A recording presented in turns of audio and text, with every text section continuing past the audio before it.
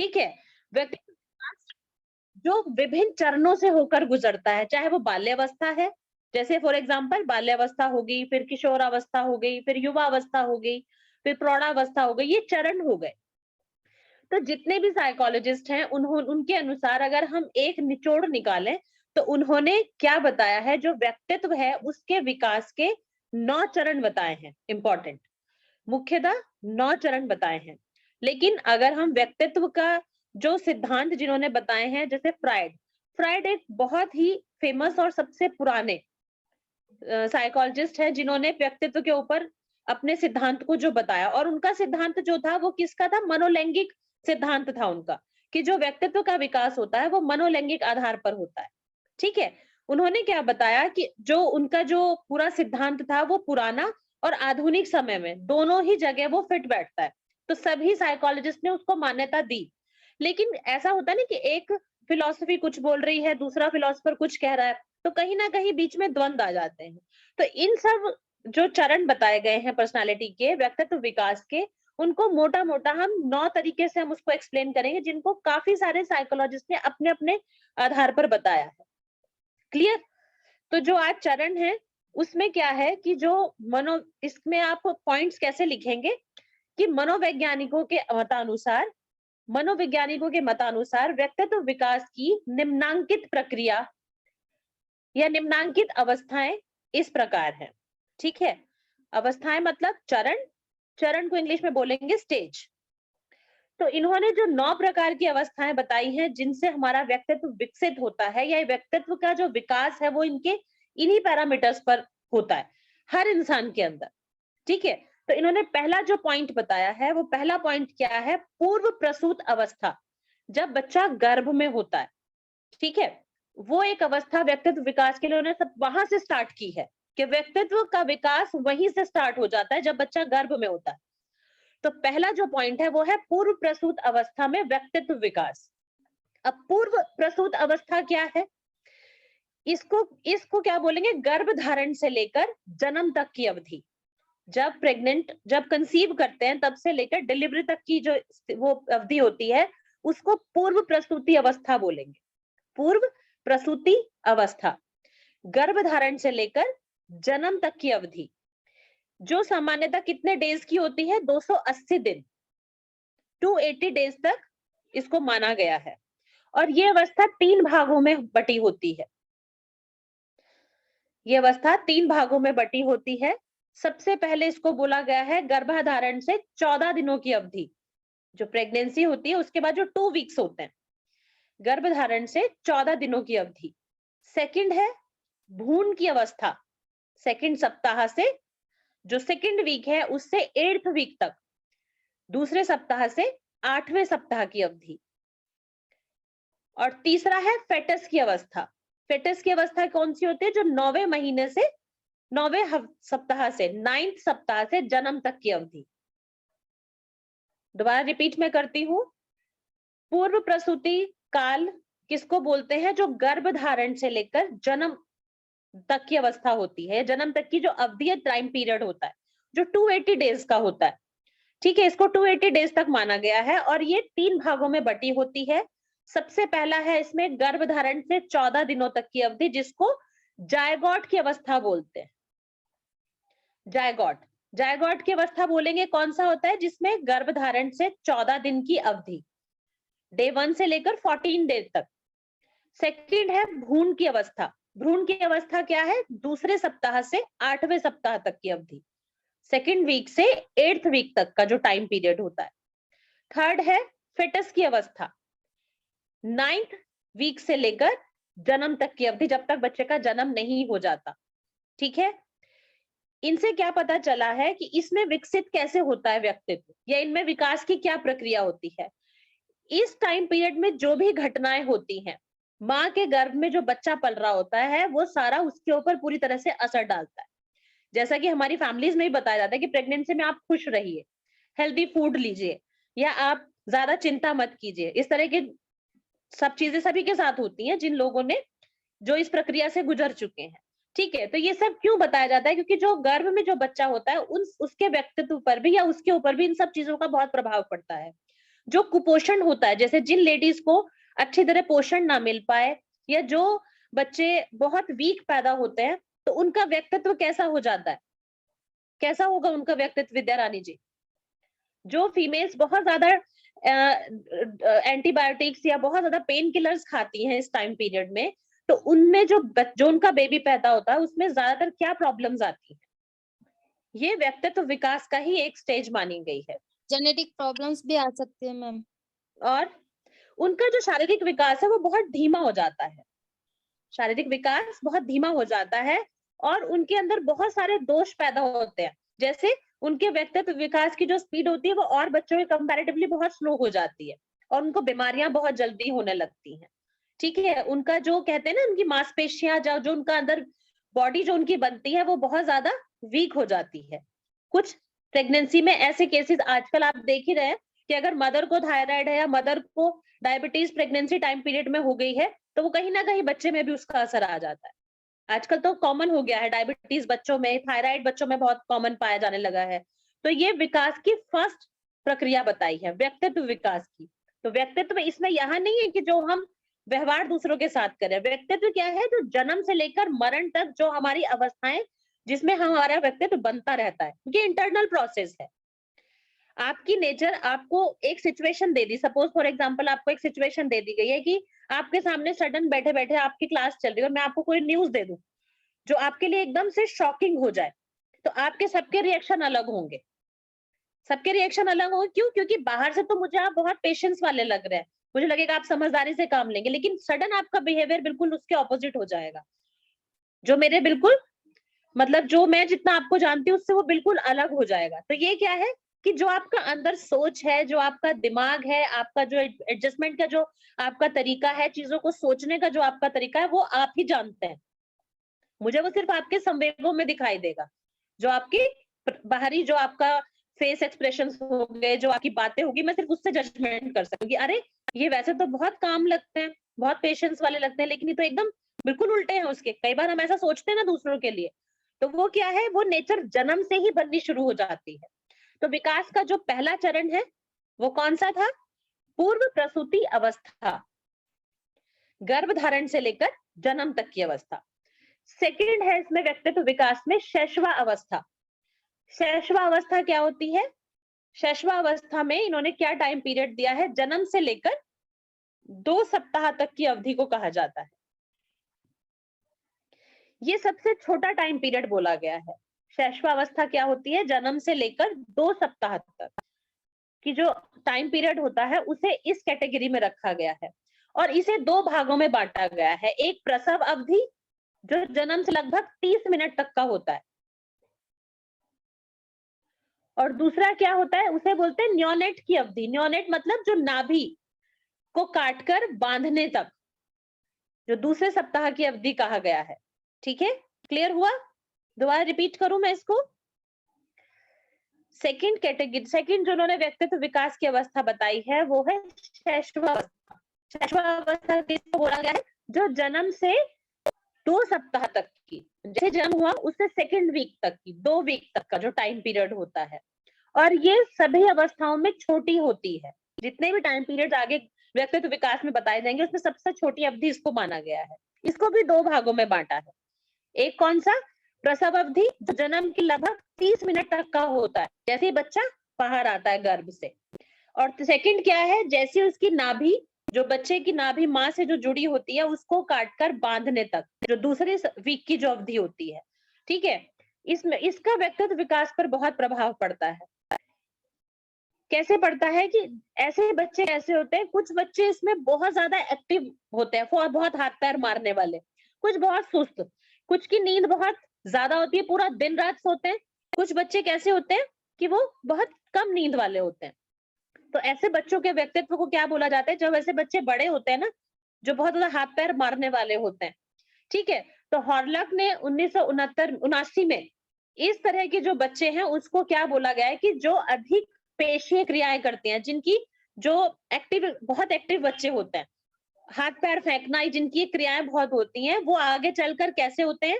उनको किसी भी एडजस्टमेंट में कोई भी समायोजन संबंधी कोई भी कठिनाई नहीं आती। ठीक है, तो जैसे हम क्या बोलते हैं कि ये आदमी कितना भी हाथ पैर मार ले, ये जरूर कुछ ना कुछ जुगाड़ कर लेगा, ऐसा हम जनरल लैंग्वेज में बोलते ही है ना। तो ऐसा माना गया है कि जो ये टाइम पीरियड बताया गया है सेकेंड वीक से लेकर जो जन्म के बाद जो 2 हफ्तों तक का टाइम पीरियड है, उसमें बच्चे की जो एक्टिविटीज होती हैं, जो बहुत हाथ पैर मारने वाले बच्चे होते हैं, उनको क्या बोला जाता है कि वो हर स्थिति में, हर समायोजन में आराम से समायोजित अपने आप को कर सकते हैं, उन्हें कोई कठिनाई नहीं आती किसी भी तरह के माहौल में। सेकंड, इसमें थर्ड जो बताया है वो क्या है, बचपना अवस्था। व्यक्तित्व विकास की जो थर्ड स्टेज है उसको बचपन अवस्था का नाम दिया गया है, जो शुरुआत जन्म के 2 सप्ताह से प्रारंभ होती है और अगले 2 साल तक बना रहता है ये टाइम पीरियड। जो बचपन अवस्था है वो जन्म के 2 सप्ताह से अगले 2 साल तक होती है और इसको सबसे क्रांतिक अवस्था माना गया है। व्यक्तित्व विकास की सबसे क्रांतिक अवस्था यही होती है, क्योंकि उनमें उन सारी चीजों की नींव बच्चे में पड़ती है जिससे बच्चा आगे चलकर उसके व्यक्तित्व का निर्माण होता है। वो सारी चीजें इसी समय आती है। हम कहते हैं ना 2 साल तक बच्चे को हर दिन एक नया चेंज आता है उसके बिहेवियर में, चीज रोज सीखता है। ऐसा माना जाता है ना कि बच्चे देखो। हाँ बोलिए मैम, जो आपने अभी अवस्था बताई उसको क्या क्रांतिक बोला गया है? हाँ, क्रांतिक अवस्था बोला गया। क्रांतिक अवस्था मतलब ये सबसे ज्यादा एक्टिव एज मानी गई है, इसमें बच्चा फटाफट चीजों को ग्रेस्प करता है, ठीक है। और इसमें क्या है, जो ये स्टेज बताई गई है, इसमें व्यक्तित्व संरचना आगे चलकर उसी का निर्माण होता है। व्यक्तित्व की जो संरचना होती है उसका निर्माण इसी एज से स्टार्ट हो जाता है, ठीक है। इसमें इन्होंने 2-3 चीजें ऐड करी हैं कि कैसी स्टेज होती है ये। देखो, जो छोटे बच्चे होते हैं ना उनको अपनी माँ का साथ बहुत पसंद होता है, वो हमेशा अपनी माँ के साथ ही रहना पसंद करते हैं। तो फर्स्ट पॉइंट इसमें क्या बताया गया है कि जो बच्चे या जो मदर्स अपने बच्चों से ज्यादा और कामों को इम्पोर्टेंस देती है ना, तो उनके बच्चे कैसे हो जाते हैं, चिड़चिड़े, ठीक है। उनके अंदर कैसा नेचर बन जाता है उनका कि वो दूसरों के जो उनको समय कम मिल पाता है अपनी मदर का। कुछ मदर्स ऐसी होती हैं कि इस टाइम पीरियड में क्या होता है, जो वर्किंग लेडीज होती हैं, कई बार बहुत बिजी शेड्यूल होता है या बहुत लापरवाह लेडीज होती हैं। वैसे लापरवाह बहुत कम होती हैं, लेकिन कुछ प्रॉब्लम्स ऐसी आती हैं कि वो बहुत ज्यादा टाइम अपने बच्चों को नहीं दे पाती। तो ऐसे बच्चों में क्या होता है, विकास की जो बहुत सारी चीजें, कमियां उसके व्यक्तित्व में आनी शुरू हो जाती हैं और वो अस्थिर प्रकृति वाले हो जाते हैं, जिनको अपनी मदर का प्यार या साथ या उनकी रखरखाव बहुत कम मिल पाता है। वो ऐसे व्यक्तित्व के बच्चे होते हैं जो 2 साल की एज में बताया गया है, ठीक है। दूसरे इसमें सेकंड क्या बताया गया है कि जिन्हें अपनी मदर का बहुत प्यार मिलता है, ठीक है, या जिनको हमेशा उनकी मदर बहुत केयर करती हैं, हमेशा बहुत पैम्पर करके रखते हैं, ऐसे बच्चे कैसे हो जाते हैं, ऐसे बच्चे बहुत ज्यादा क्या के स्नेही स्वभाव के होते हैं। दूसरों के साथ सबसे मिलना जुलना या फिर दूसरों को पहचानना, दूसरों के साथ बहुत ही अच्छा व्यवहार करना। छोटे बच्चों को देखा है ना, कुछ कुछ बच्चे ऐसे नेचर के होते हैं कि वो किसी की भी गोद में चले जाते हैं। क्यों? क्योंकि उनको अपनी मदर का टाइम इतना ज्यादा। ऐसा व्यक्तित्व विकास के जो जितने भी साइकोलॉजिस्ट हैं उन्होंने ये रिसर्च करके इसमें बताया है कि वो बहुत स्नेही स्वभाव के होते हैं। इसमें एक इन्होंने क्या बताया गया कि जैसे जिन बच्चों को अपने माता पिता बहुत ज्यादा पैम्पर करके रखते हैं कि उनको उनकी मर्जी का कुछ नहीं करने देना, उनको बाहर नहीं खेलने जाने देना, या उनको अगर वो कुछ काम अपने आप करना चाह रहे हैं तो उसमें उसको रोकना, या हर चीज में उनको बांध के रखना, ऐसे बच्चे कैसे हो जाते हैं, बहुत ही चिड़चिड़े स्वभाव के। और उसमें उसमें क्या होता है, कॉन्फिडेंस का बहुत कमी आ जाती है। वो अपने ऊपर विश्वास नहीं कर पाते। आगे चलकर वो बच्चे ऐसे रहते हैं कि उनको अपने माता पिता के बीच में ही रहना पसंद होता है। शुरू में तो कुछ पेरेंट्स को आपने देखा है, वो बच्चों को बहुत ज्यादा पैम्पर करते हैं, हर चीज में मम्मी, हर चीज में पापा। वो बच्चे भी ऐसे ही बन जाते हैं आगे चलकर। एक इसमें क्या बताया है कि जो बच्चे इस अवस्था, इसमें क्या होता है कि जो ये वाली स्टेज बताई गई है, जराई एवं स्किनफील्ड ने 1968 के अध्ययन में इस अवस्था में बच्चों में यौन अंतर की भी नींव पड़ती है। बाद में बच्चा कैसा हो जाता है कि एक दूसरे के साथ व्यवहार करने के लिए, कि मतलब बच्चों को किसी फीमेल्स के साथ और मेल के साथ कैसा बिहेवियर करना चाहिए, इस चीज की समझ भी यहाँ से आनी शुरू हो जाती है। तो जो ये 2 साल वाला जो टाइम पीरियड बताया गया है, सेकेंड वीक से 2 साल तक का जो टाइम पीरियड है, ये बच्चों का सबसे ज्यादा इंपॉर्टेंट टाइम बताया गया है, क्योंकि इसी का प्रभाव आगे पर्सनालिटी डेवलपमेंट के ऊपर बहुत ज्यादा होता है। ठीक है, बचपन अवस्था में कुछ व्यक्तित्व कैसे होते हैं, कैसे होते हैं हमने देखा है। बचपन जो 2 साल तक का जो बच्चों का एज होता है, हम उसी में बच्चों को स्कूल में एडमिशन्स के लिए भी जब लेके जाते हैं, तो हर तरह के बच्चों को आप कहाँ देख सकते हो, स्कूल में। उसमें हर बिहेवियर, हर नेचर का, हर पर्सनालिटी का बच्चा होगा। कुछ बच्चे बहुत ज्यादा एक्टिव, हर काम अपने आप करना, खुद से खाना, खुद से जाना, खुद से पढ़ना, खुद से अपना होमवर्क करना। 2 साल का बच्चा तो खैर क्या होमवर्क करेगा, मीन्स कहने का अपनी कर बहुत ज्यादा मतलब खुला घुला मिला। तो ये सब क्या है, ये सब उसके पालन पोषण के ऊपर डिपेंड करता है कि कहाँ मदर का प्यार बहुत ज्यादा मिलता है, कहाँ बच्चों को बहुत ज्यादा छूट देते हैं।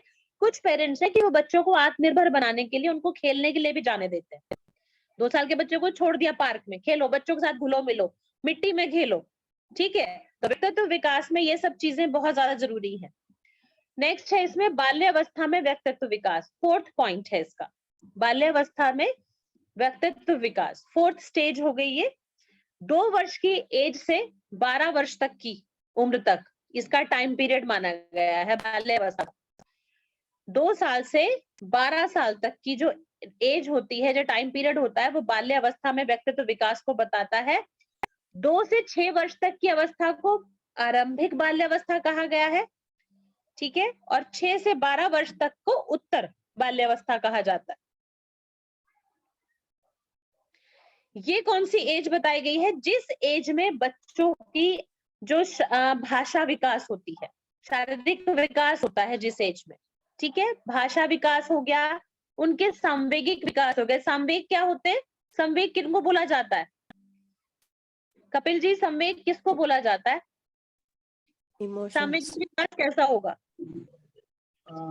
फीलिंग्स मैम, मेरे ख्याल से इमोशंस फीलिंग्स। हाँ, संवेग को हम कैसे बताएंगे, संवेग को आप कैसे बताओगे मुझे, संवेग में क्या क्या चीजें आती है? विद्या जी, आपने संवेग पढ़े हैं? भाव, हमारे भाव, बताइए। भाव कैसे? प्रेम, क्रोध, भय, ठीक है, ईर्ष्या, ये सब क्या है, ये हमारे संवेग है। तो इन सब का विकास भी इसी एज में होता है। ठीक है, कौन कौन सा है कि बच्चों में शारीरिक विकास, भाव विकास, सांवेगिक विकास, सामाजिक विकास, मानसिक विकास बहुत तेजी से होता है इस अवस्था में या इस एज में।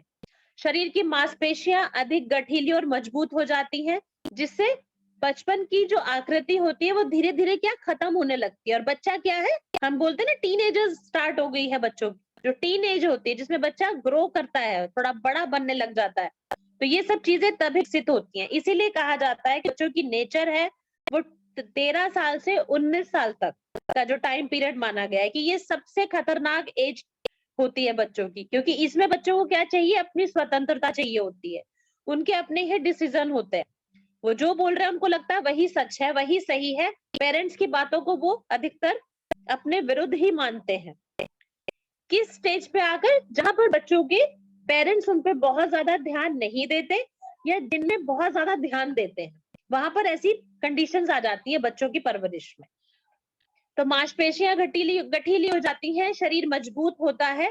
तो ये क्या है, बचपन वाली आकृति धीरे धीरे खत्म होने लगती है। और इस अवस्था में होते होते जो डेवलपमेंट होता है, क्या होता है कि जो 32 दांत जो होते हैं हमारे, 32 दांत होते हैं ना, उन 32 दांतों में से 28 दांत इसी एज में निकल के आते हैं, और बाकी के 4 दांत जो होते हैं 32 में, जब 28 दांत इसी में पूरी तरह आ जाएंगे, लेकिन 4 दांत कब आते हैं, किशोरावस्था में, वो बाद में आते हैं।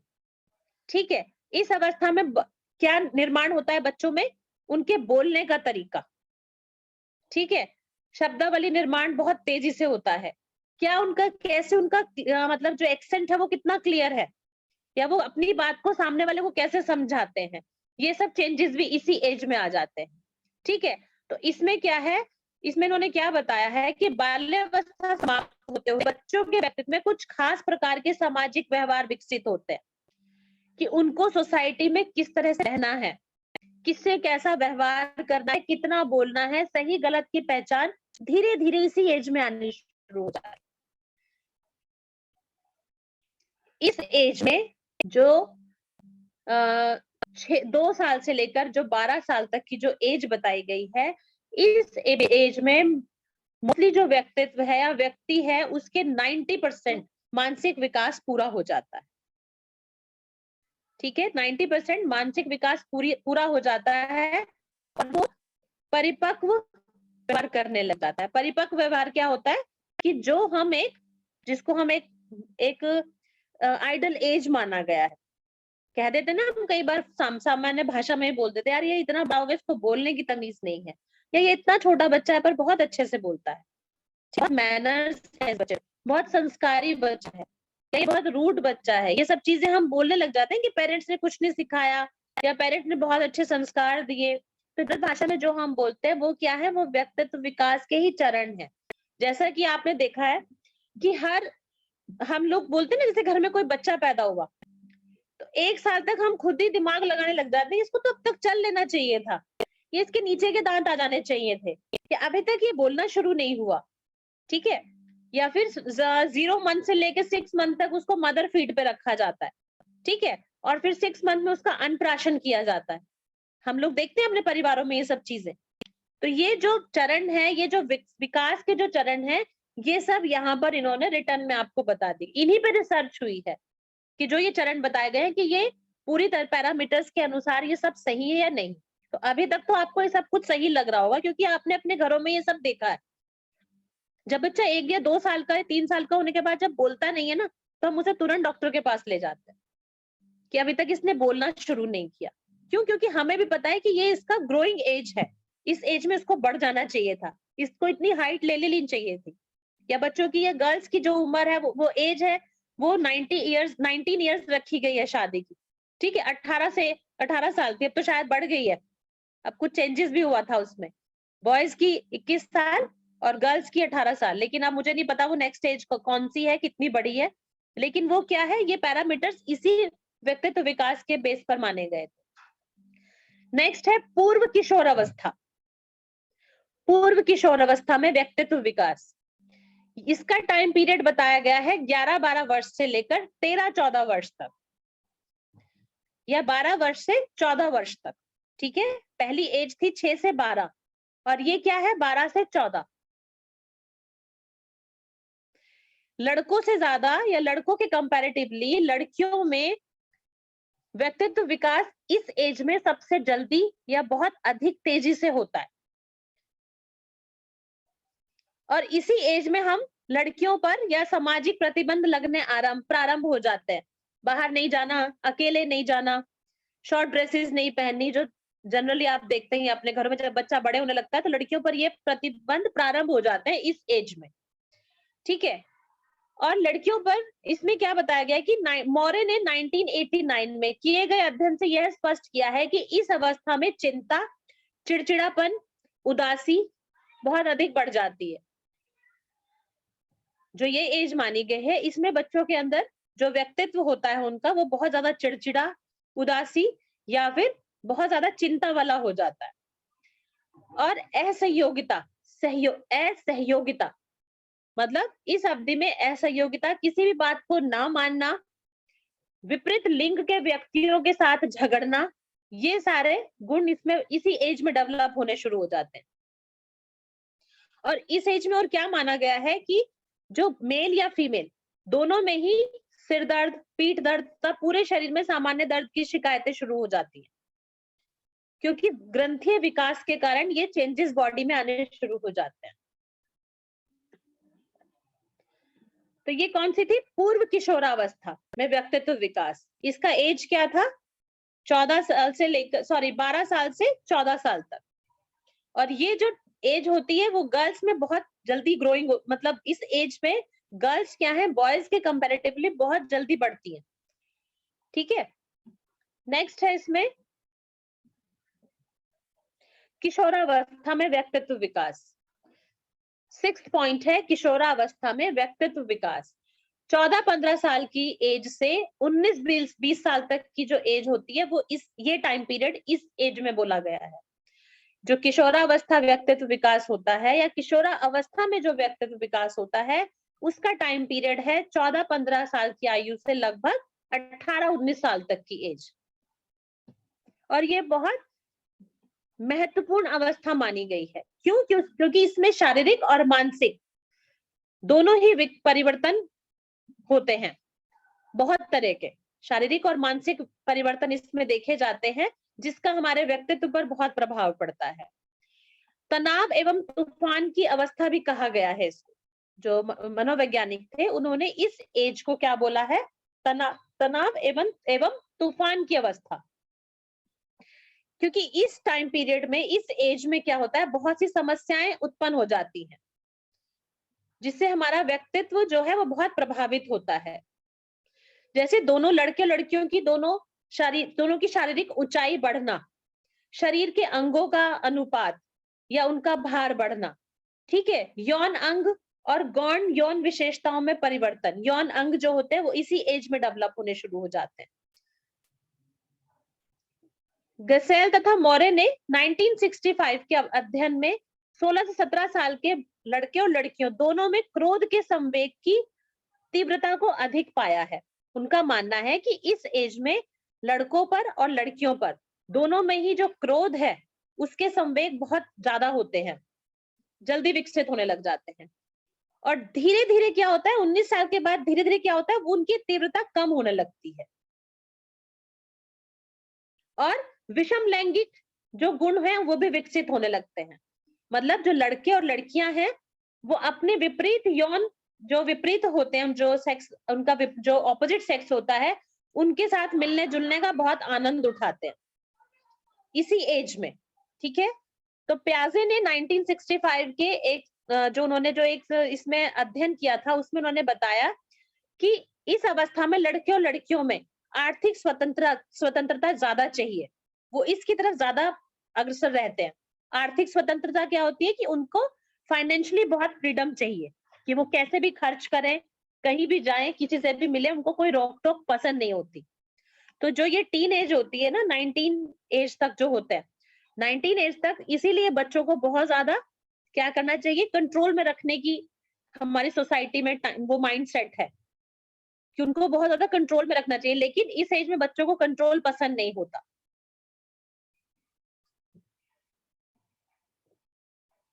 इस अवस्था में क्या बताया गया है इसमें इन्होंने कि व्यक्ति का जो लक्ष्य है उसकी तरफ उनका दृष्टिकोण वो मतलब समझने लगते हैं। इस एज में उनको पता चलता है कि हमें क्या करना है, उनका एक लक्ष्य निर्धारित होने लग जाता है और अपनी क्षमताओं और कमजोरियों का सही मूल्यांकन वो कर सकते हैं। तो व्यक्तित्व विकास में ये चीजें बहुत ज्यादा इस चरण में बहुत ज्यादा महत्वपूर्ण भूमिका निभाती हैं। इसीलिए साइकोलॉजी में भी कहा गया है कि जो टीनेजर्स होते हैं ऐसे बच्चों को बहुत ही मतलब क्या कहना चाहिए, टेक्निकली हैंडल करना चाहिए।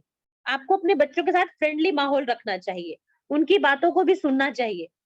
तो पेरेंटिंग पे बहुत सारे सेमिनार्स होते हैं, वर्कशॉप्स होती है। क्यों होती है? क्योंकि एक टाइम ऐसा आया था जब बच्चे बहुत ज्यादा एग्रेसिव हो गए थे। इस एज में ही बच्चे बहुत एग्रेसिव हो जाते हैं, अपने पापा मम्मी के अगेंस्ट जाना, घर से भाग जाना, सुसाइड कर लेना, ये सब चीजें इसी एज में होनी शुरू हो जाती है। तो आजकल क्या है, आजकल पेरेंट्स कैसा सोचने लग गए, उनको लगता है कि बच्चों को बहुत अच्छे से हैंडल करो, प्यार से। तो पेरेंट्स बहुत फ्रेंडली अपने बच्चों के साथ बिहेवियर रखते हैं। 10th में पहले हमारे टाइम में क्या होता था, इस एज का कोई फर्क नहीं पड़ता था, कब 14, 15, 16, 17, 18, 19 कब आई, पिटाई किसी भी एज में हो जाती थी, कोई फर्क नहीं पड़ता था हमारे ऊपर। लेकिन आजकल का जो टाइम पीरियड है, कपिल जी हंस पड़े, मतलब हुआ ऐसा है ना, सभी के साथ होता है। हमारे पेरेंट्स ने हमें कोई इतना पैम्पर करके नहीं रखा जितना हम अपने बच्चों को रखते हैं। हम अपने बच्चों के साथ बहुत रिस्पेक्ट से बात करते हैं कि आपको क्या खाना है, आपको क्या चाहिए। हमारे पेरेंट्स कहते थे खाना है खाओ, नहीं खाना है जब भूख लगेगी अपने आप खाओगे, कोई जरूरत नहीं है पूछने की। तो हम हर माहौल में एडजस्ट हो जाते थे। कोई प्यार ज्यादा कर ले तब हमें थोड़ा टेंशन हो जाती थी, इतना प्यार हमें डाइजेस्ट नहीं होता। लेकिन आजकल के बच्चों के साथ आप ऊंची आवाज में बात नहीं कर सकते, आप उनको इंसल्ट नहीं कर सकते, पब्लिकली आप उनको डांट नहीं सकते। क्यों? क्योंकि ये सारे जो विकास की जो ये वाला जो अवस्था होती है उसमें बच्चों का क्या है, जो मेंटल ग्रोथ है वो अभी पूरी तरह से नहीं होती। इससे पहली एज में क्या मैंने बताया था कि 90% वो परिपक्व हो जाते हैं, लेकिन जो व्यवहार है, वो व्यवहार आपको इस एज में दिखने को मिलते हैं, उनके संवेग। क्यों? क्योंकि क्रोध की अधिकता हो जाती है। तो ऐसे बच्चों को हैंडल करने के लिए बहुत सा, इसीलिए जो कम एज के बच्चे, जो 14 से 19 साल तक के अंदर जो बच्चे होते हैं, अगर उनसे कोई क्राइम भी हो जाए तो उनको डायरेक्ट जेल नहीं भेजा जाता, कानून में भी ये व्यवस्था है। उनको कहाँ भेजा जाता है? क्या बोलते हैं उस जगह को? Remand remand home. Home. Remand home में उनको सिखाया जाता है किस तरह से उन्हें अपने क्रोध पे नियंत्रण रखना चाहिए, सही गलत में कैसे उनको चयन करना चाहिए। ठीक है, नेक्स्ट है इसमें 7th पॉइंट है प्रौढ़ावस्था में व्यक्तित्व विकास। प्रौढ़ावस्था किसको बोला गया है? 21 साल से 40 साल तक की जो एज होती है, 21 साल से 40 साल तक की जो एज होती है, उसको प्रौढ़ावस्था में व्यक्तित्व का विकास की एज मानी गई है। इस अवस्था में व्यक्ति क्या है? शादी करके अपने घर परिवार को बसाता है।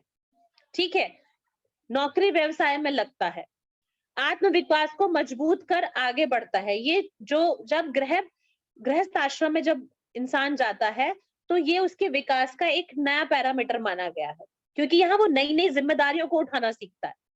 ठीक है, और इसमें क्या है कि उसकी व्यक्तिगत अभिरुचियां, सामाजिक अभिरुचि, मनोरंजन और किशोरावस्था के समान बहुत अधिक ना होकर सीमित हो जाते हैं। आपने देखा, जो हम बोलते हैं ना, यार शादी हो गई, मैच्योर हो गया है, अब ये फैमिली वाला हो गया है, जिम्मेदारियां समझने लगा है, तो जनरल लैंग्वेज भाषा में हम बोलते हैं। और अगर जनरली हम किसी को बोलेंगे यार इसकी शादी हो गई, पर ये अभी भी बहुत ज्यादा आवारा है, संभला नहीं है, ये कब मैच्योर होगा, ये दोनों चीजें हम अपने आप ही बोल देते हैं। तो यहाँ पर भी इसको क्या बोला गया? एक विकास चरण माना गया इस एज टाइम पीरियड में। तो इसमें कैसा स्तर, जो विकास है वो कैसा होता है? इसमें व्यक्तित्व में सामाजिकता का शील गुण बनता है। उसके व्यक्तित्व में जो सामाजिकता है, ये बहुत ज्यादा, इसकी जो विकास है उसका ये होता है इस एज में। सामाजिकता का विकास कैसे होता है? कि वो अपनी समस्याओं का समाधान उसको करना आता है, लोगों के साथ कैसे रहना, अपनी जिम्मेदारियों का निर्वाह कैसे करना, समाज में जो भी रीति रिवाज परंपराएं उसके साथ सामंजस्य कैसे बिठाना। तो ये सारे सृजनात्मक गुण उसके अंदर विकसित होने लग जाते हैं। नेक्स्ट है मध्यावस्था में विकास। मध्यावस्था में व्यक्तित्व विकास। मध्यावस्था किसको बोला गया है? मध्यावस्था की जो टाइम पीरियड है वो 40 साल से 60 साल की उम्र मानी गई है। 40 साल से 60 साल तक। इस एज में व्यक्ति में बहुत से ऐसे रीजंस होते हैं जिससे उनके अंदर बहुत स्ट्रेस आ जाता है, और चार प्रकार के स्ट्रेस को इंपॉर्टेंट माना गया है। 40 से 60 की एज में ये स्ट्रेसफुल टाइम पीरियड होता है। इसमें जो व्यक्तित्व का जो विकास होता है वो कौन से चरण से होके गुजरता है? जब स्ट्रेस में आना शुरू हो जाते हैं। क्यों?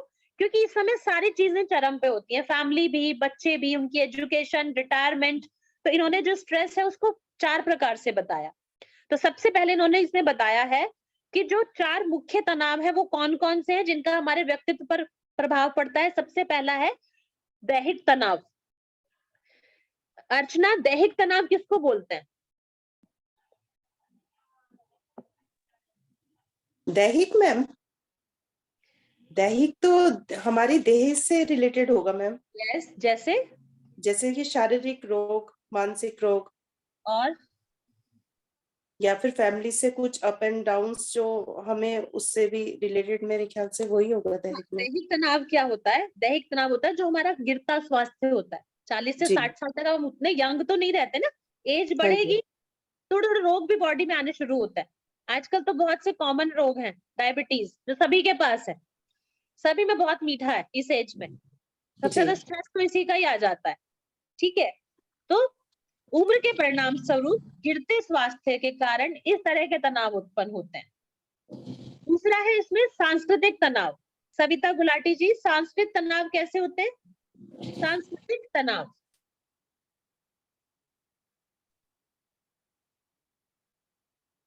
मैम जो अपनी संस्कृति से जुड़े हुए होते हैं, जैसे सविता जैसे जी कि बताइए आज। सविता जी बताइए।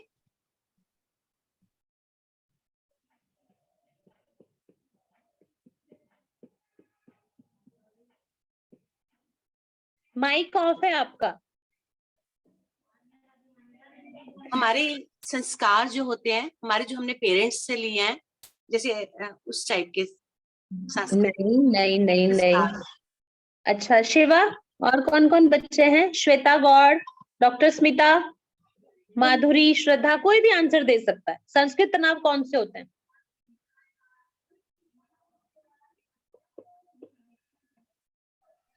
बोलिए। जैसे कि वेस्टर्न कल्चर रिलेटेड होता है, हाँ, सोसाइटी से रिलेटेड होते हैं। जैसे एक एग्जांपल दीजिए। कोई भी मैम, जैसे किसी से कोई लड़ाई झगड़ा हो जाए तो उस तरह से। नहीं नहीं नहीं। अर्चना, आ रहा है कुछ दिमाग में? मैम संस्कृति तनाव तो मेरे ख्याल से इसी के उसमें होने चाहिए कि हमारी संस्कृति से जो रिलेटेड है, जैसे कि हम कोई फेस्टिवल कर रहे हैं, आगे उस चीज को बच्चे कंटिन्यू देखो, कर रहे हैं, संस्कृति नहीं कर रहे हैं। किससे रिलेटेड होती है? समाज, समाज उसी से रिलेटेड होता है। तो ये तनाव जो है ये सोसाइटी से रिलेटेड होता है हमारे लिए। मैं इतना आपको एक हिंट दे सकती हूँ। श्रद्धा जी, ये किस टाइप का स्ट्रेस होता है? मैम जैसे रूढ़िवादिता की मतलब, अच्छा नहीं, go ahead. I do not know actually. अच्छा, आप बताइए श्वेता जी। मैम जैसे रूढ़िवादिता टाइप का ना, उस तरह का कुछ की मतलब आपको यही ऐसे करना है, यही कल्चर है आपका, इसी को अपनाना है, इस तरह का कोई नहीं, तनाव। किसी का दिमाग नहीं जा रहा, ये कौन सा तनाव होगा? शायद मैम वो ऐसा हो सकता है कि जो हमारे वैल्यूज है, तो 40 के 60 के एज में मैं चाहती हूँ कि मेरे पारिवारिक लोग जो है वो उस वैल्यूज को कितना फॉलो कर रहे हैं, या बड़ों का आदर करना, इज्जत करना, या मुझे कितना सोसाइटी में कितना मुझे प्रतिष्ठा मिल रही है, मुझे कितने आदर भाव से देखा जा रहा है, तो मुझे ही बताना पड़ेगा। नहीं, आप सब लोग आसपास घूम रहे हो मैम, ठीक है। वेस्टर्न कल्चर, हाँ बताइए। वेस्टर्न कल्चर और हमारा संस्कृति, जो भारतीय कल्चर है, नहीं, आप लोगों को कैसे स्ट्रेस होगा? जो सांस्कृतिक तनाव है, अगर मैं आपसे पूछूं तो आपके अंदर सोसाइटी से रिलेटेड कोई ऐसा स्ट्रेस आता है?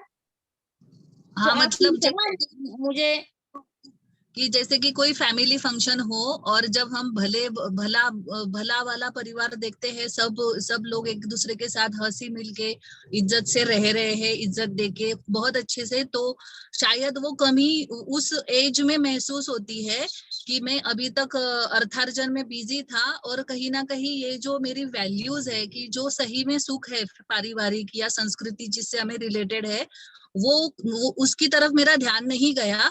तो उस उम्र में वो लोग चाहते हैं कि अब मैं उनको जोड़ के रखूं, तो ज्यादातर लोग जब बुढ़ापे के साथ आते हैं तनाव क्या है?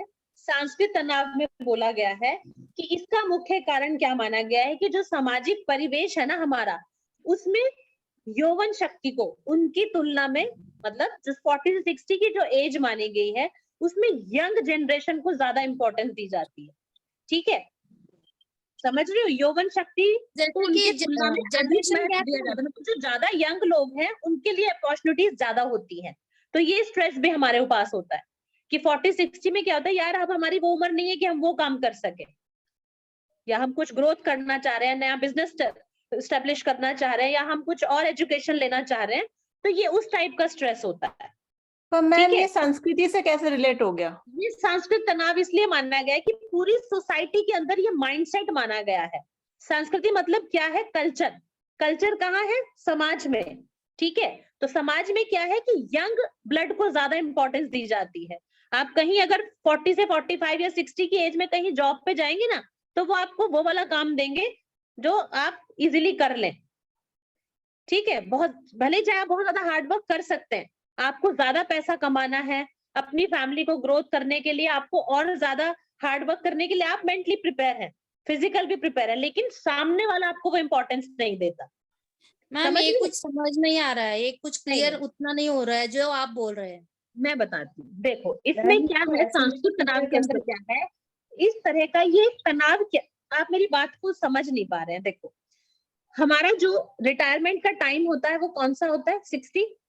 60 के बाद हमें जॉब मिलना भी ठीक नहीं, जॉब बहुत मुश्किल हो जाती है मिलनी। गवर्नमेंट भी हमें 60 साल की उम्र में रिटायर कर देती है। ठीक है, तो समाज में कैसा एक चलन है कि आपसे ज्यादा इंपॉर्टेंस किसको मिलती है? जो यंग जनरेशन है। 25 से जो 35 साल तक के जो लोग होते हैं। तो इस एज में, अगर इस एज में आपका करियर नहीं बन पाया, व्यक्तित्व विकास में क्या माना गया कि अगर इस एज में आपका करियर नहीं बन पाया तो आप लाइफ टाइम सेटल नहीं हो पाते हो।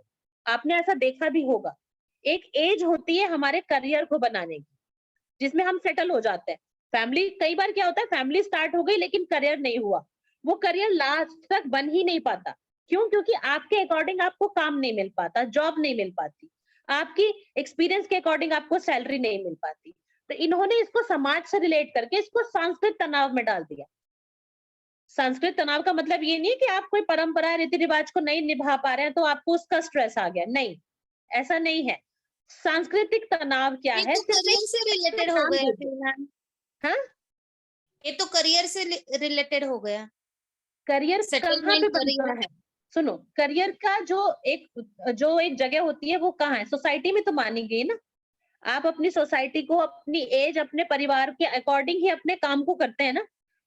चलो एक एग्जांपल आप मुझे ये दीजिए कि जब आप अपने परिवार के साथ कहीं दूसरे शहर में शिफ्ट होते हैं तो आप कैसा माहौल चाहते हैं वहां शिफ्ट होने के लिए, कि आपके आसपास के लोग कैसे हो, आप ही की एज ग्रुप के हो, ठीक है, उनका जो वर्किंग आवर्स है आपके वर्किंग आवर्स के साथ मैच करते हो, या जो उनकी वाइफ है वो भी हाउस वाइफ हो, जो आपके घर में, आपके घर के लोगों को अकेलापन महसूस ना हो। मैं आपको नहीं कह रही हूँ, आजकल का टाइम ऐसा नहीं है, लेकिन एक परिवेश ऐसा है कि जहां पर हम अपनी फैमिली की सिक्योरिटी और सेफ्टी ज्यादा इंपॉर्टेंट मानते हैं।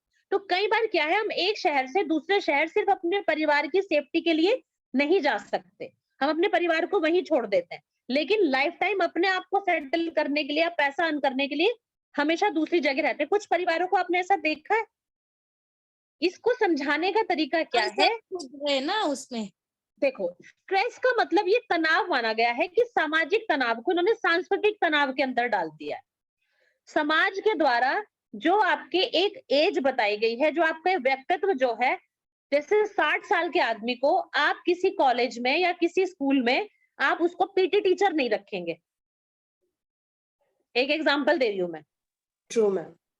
ठीक है, क्यों नहीं रखेंगे? क्योंकि वो भागदौड़ का काम नहीं कर सकता, भले ही वो फिट है, हेल्दी है, उसको सैलरी अच्छी मिल रही है एक पीटी टीचर को, तो उसने भी अप्लाई किया। मैं सिर्फ एक एग्जांपल दे रही हूँ आपको। लेकिन Yes, अगर वहाँ 25 या 30 साल का लड़का होगा या आदमी होगा, उसको बहुत सारे काम दे दिए जाएंगे भागदौड़ वाले, और उसको इंसेंटिव्स या ऊपर कमीशन से बहुत अच्छे मिलने लग जाते हैं। मेरा कहने का मतलब यहाँ ये है कि ये एक स्ट्रेस होता है जब हम सोर्स ऑफ इनकम हमारे पास नहीं होती अर्निंग के लिए। आफ्टर मैरिज जब हमारा परिवार शुरू होता है तो फैमिली वैल्यूज या फैमिली को टेक केयर करने के लिए हमें एक अपना एक स्टैब्लिश करियर चाहिए होता है। लेकिन कई बार क्या होता है कि हमारी अगर एक एज में 25 से 35 साल की उम्र में हमारा वो सेटलमेंट नहीं हो पाता, तो सोसाइटी भी हमें उस चीज को डिनाई करती है उस जगह पे लाने के लिए। तो यहाँ पे सिर्फ इसको स्ट्रेस हम कहाँ से जोड़ रहे हैं? करियर से जोड़ रहे हैं। ठीक है, अगर अभी भी समझ नहीं आया तो इसको छोड़ दो। इसको ऐसे भी जोड़ सकते हैं कि जैसे सपोज हमने मास्टर्स किया योग में, तो हाँ। हमारे साथ हम 40+ वाले थे, 3-4 लेडीज, और कुछ बच्चे ही थे जो यंग बच्चे आए थे, उन्होंने ज्वाइन किया, जो आज अपने फील्ड में बहुत आगे हैं हमसे। चाहे बेशक हो सकता है कि उनसे थोड़ी ज्यादा नॉलेज हमें हो, पर रीजन ये रहता है कि बहुत नॉलेज आपको होगी, लेकिन जी, आपकी ग्रोथ और वहां तक नहीं पहुंची। ग्रोथ वहां तक, और ये आपकी होता ही फैमिली, है। आपके जी। पास बाउंडेशन, वर्कलोड, बर्डन बहुत ज्यादा है, तो हाँ आप जी। वहां तक ग्रो नहीं कर पाए।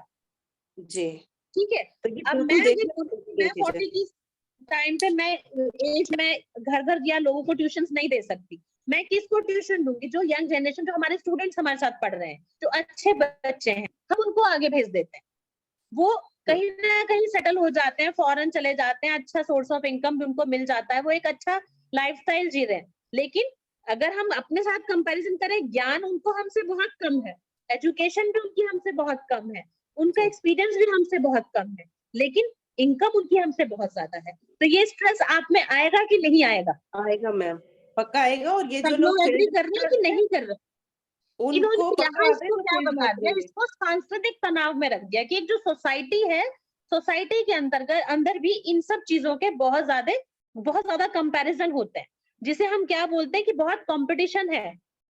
ठीक है, सोसाइटी में बहुत कंपटीशन आ गया है। अब ज्ञान और उसको कोई इंपॉर्टेंस नहीं देता। अब तो जिसके पास पैसा है उसी जिसके पास मतलब जिसकी लाठी उसी की भैंस, एक कहावत ये भी मानी गई है। जिसके पास एजुकेशन नहीं है, पैसा बहुत ज्यादा, इंपॉर्टेंस उसी को मिलेगी। तो यहाँ पर एक सिर्फ एग्जाम्पल मैं आपको देने के लिए ये समझा रही हूँ कि एक तरह का स्ट्रेस ये भी होता है, ठीक है, जो कौन सी एज में आता है, कौन सी एज थी ये? 40 to 60। मध्यावस्था। 40 to 60। मध्यावस्था। हम अपने बच्चों को भी यही बोलते हैं कि आपको 25 साल के बाद फटाफट अपने करियर को देखना है कि आपको कहाँ सेटल होना है। 25 से अगर 35 साल की एज तक वो सेटल नहीं हुए तो फिर वो ऊंचाई तक नहीं जाते जो उनको मिलनी चाहिए थी। तो यहाँ सिर्फ तनाव इसको माना गया है। इसको आप इसके नाम पर मत जाओ। आप सांस्कृतिक तनाव के मतलब ये नहीं है कि आपके कल्चर, आपके पहनावे, आपके परंपराएं, रीति रिवाज से आपके अंदर स्ट्रेस आता है। यहाँ सिर्फ इन्होंने क्या बोला है कि जो यंग जनरेशन है उसको इस एज में आपके कंपैरेटिवली ज्यादा इंपॉर्टेंस दी जाती है, तो ये भी आपके अंदर एक स्ट्रेस का कारण बन जाता है। नेक्स्ट है इसमें आर्थिक तनाव। आर्थिक तनाव किसको बोलेंगे कि जब आपके बच्चे पढ़ रहे हैं, जैसे आजकल क्या है, बहुत लेट एज में शादी होना। जब आपकी बहुत मतलब ज्यादा एज में शादी होती है तो बच्चे भी लेट होंगे। आपके रिटायरमेंट की एज नजदीक आ जाती है लेकिन बच्चे भी कॉलेज में ही है, बच्चे भी पढ़ ही रहे हैं, तो ये वो वाला स्ट्रेस होता है। या इसमें क्या बताया गया है कि सेवा मुक्त होने पर आय में कमी तथा सीमित आय से परिवार के सदस्यों को शिक्षित करके उनमें जो प्रयासरत रहते हैं, ये वो वाला स्ट्रेस है। इसको समझ रहे हैं कि नहीं समझ रहे हैं आप लोग? एक तो है अर्न करने का स्ट्रेस और एक रिटायरमेंट का स्ट्रेस। तो आर्थिक तनाव इसको माना गया है कि अभी हमारा रिटायरमेंट नजदीक आ गया या हम रिटायर हो गए लेकिन हमारे बच्चों की शादियां नहीं हुई, या हमारे बच्चों का या हमारी फैमिली सेटल नहीं हुई, या हमारे बच्चे अभी कॉलेज में ही पढ़ रहे हैं, या परिवार का भार हमारे ऊपर है, तो एक ये स्ट्रेस माना गया। नेक्स्ट है इसमें मनोवैज्ञानिक तनाव। ये तनाव कौन से होते हैं? मनोवैज्ञानिक तनाव। अब इसको मनोवैज्ञानिक बोल दिया, लेकिन इसको भी अगर आप देखोगे तो ये किस टाइप के स्ट्रेस होता है? जैसे पति पत्नी में से किसी एक का देहांत हो जाना, ठीक है, जब आप साथ साथ चल रहे हैं तो किसी एक का देहांत हो जाना, या घर में बच्चों का जो परिवार है उसमें बच्चों के नौकरी ना लगना, वैवाहिक जीवन है उससे उब जाना, ठीक है, या आपकी इतनी एज हो गई है कि कभी भी आपकी डेथ हो सकती है। ये मनोवैज्ञानिक तनाव के अंदर है। लेकिन साइकोलॉजी अगर अकॉर्डिंग देखा जाए तो हम स्ट्रेस, अगर हम आपस में अपनी बात करें, क्योंकि पता है हम योग के स्टूडेंट हैं तो हमें इस तरह के स्ट्रेस हो ही नहीं सकते साइकोलॉजिकल, क्योंकि हमें पता है सच्चाई क्या है, ठीक है। कोई एक चला भी गया तो हम मृत्यु को बहुत इजी लेते हैं। जितने भी योग के स्टूडेंट इन्होंने बहुत ज्यादा ज्ञान ले लिया है या बहुत ग्रंथ पढ़ लिए हैं, लेकिन स्ट्रेस तो है, ये सोसाइटी में तो ये है ना एग्जिस्ट। तो ये तनाव बताए गए हैं, व्यक्तित्व विकास पर इनका बहुत गहरा प्रभाव पड़ता है।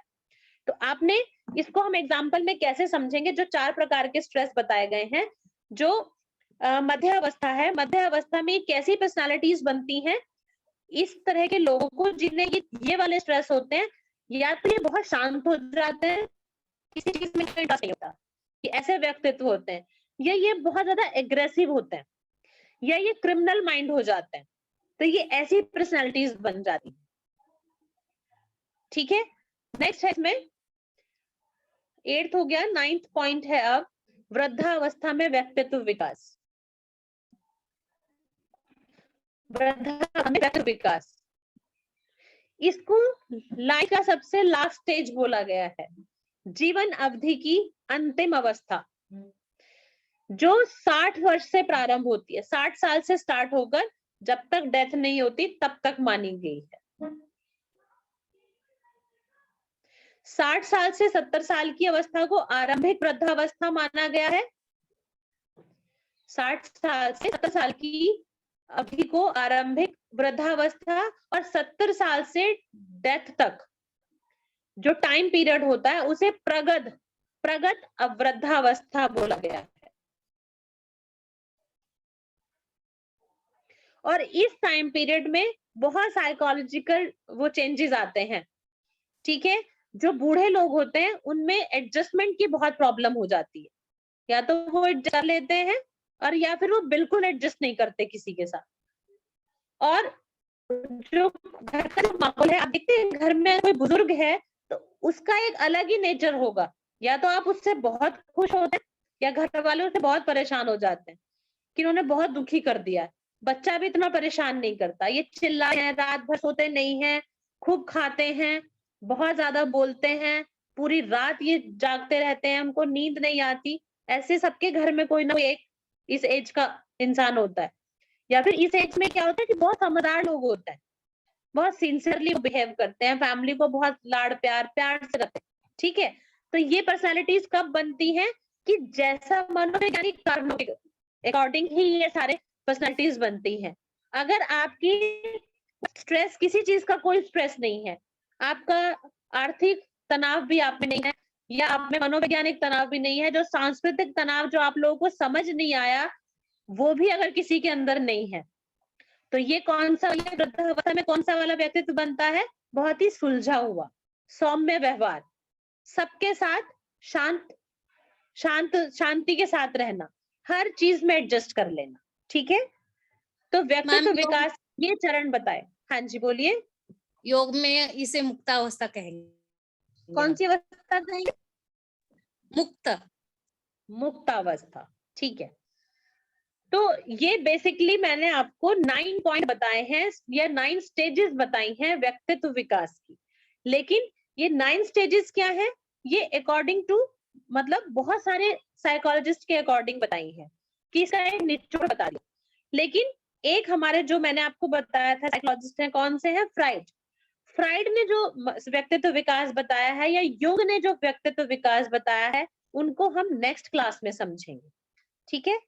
तो अभी तक सिर्फ मैंने आपको 9 पॉइंट बताए हैं, कुछ समझ नहीं आया तो आप बताइए। सांस्कृतिक तनाव छोड़कर, ठीक है, उसके नाम में मत जाइए आप लोग। चलिए बताइए, कोई क्वेश्चन है किसी का? मैम ये तो हो गया साइकोलॉजी की दृष्टि से, लेकिन Yes. अगर हम सोच सकते हैं तो 4 आश्रम बताए हैं हमारे, बिल्कुल। तो 4 आश्रमों के हिसाब आश्रम कौन से हैं? वो जो 4 आश्रम बताए हैं वो भी युंग ने बताया है, उनको भी। बाल्यावस्था, गर्भ, हाँ कौन सी? बोलो। ब्रह्मचर्य आश्रम, गृहस्थाश्रम, वानप्रस्थाश्रम, ऐसे है वो। हाँ, सबसे पहला है संन्यास आश्रम। पहला तो ब्रह्मचर्य आश्रम, गृहस्थाश्रम, वानप्रस्थाश्रम और संन्यास आश्रम, ठीक है। ये किसके अकॉर्डिंग है? ये हमारे वर्ण व्यवस्था के अकॉर्डिंग है या Yes, योग के अकॉर्डिंग है, ठीक है। यस। लेकिन यहाँ पर व्यक्तित्व विकास किसके अकॉर्डिंग? हर चरण को लिया गया है कि जब से बच्चा पैदा होता है और जब तक उसकी मृत्यु नहीं होती वृद्धावस्था के बाद तक, जो एक एज आइडल एज मानी गई है 70-80 ईयर्स, तब तक ये जो चरण, वो सारे चरण ये बताए, ठीक है। क्लियर? और कुछ पूछिए। श्रद्धा जी, आज आप कुछ क्वेश्चन नहीं पूछ रही हैं? आज मेरी थोड़ी तबीयत ठीक नहीं है। लग रहा है। क्या हुआ है आपको? ऐसा कुछ ज्यादा नहीं, आई थिंक शायद कल कोल्ड लग गया होगा, तो इट्स मौसम चेंज की वजह से प्रॉब्लम हो रही है, ठीक है। माधुरी जी, आप भी कुछ पूछिए। समझ में आया मैडम? सभी समझ में आया? और हमारी क्लास में कितने स्टूडेंट हैं? आरफा और दीप्शी, सभी लोग कैमरा ऑन कीजिए। अच्छा, दीप्शी को मैंने पहले कहा है। मैडम अपना क्या मैडम 9 पूरे बता दीजिए। हाँ जी, 9 जो है वो पूरे बता दीजिए एक बार फिर से। क्यों आपको बोल रहा है मैम? she's saying कि वो जो 9 पॉइंट्स है वो एक बार रिपीट कर दीजिए। ओके 9 पॉइंट्स हैं आपके। सबसे पहले पूर्व प्रसूति अवस्था, ठीक है। सबसे पहले पूर्व प्रसूत अवस्था या पूर्व प्रसूति अवस्था। सेकंड है शैशवावस्था, तीसरी है बचपनावस्था, फोर्थ है बाल्यावस्था, फिफ्थ है पूर्व किशोर अवस्था, सिक्स्थ है किशोर अवस्था, सेवेंथ है प्रौढ़ावस्था, एट्थ है मध्य अवस्था, नाइन्थ है वृद्धावस्था।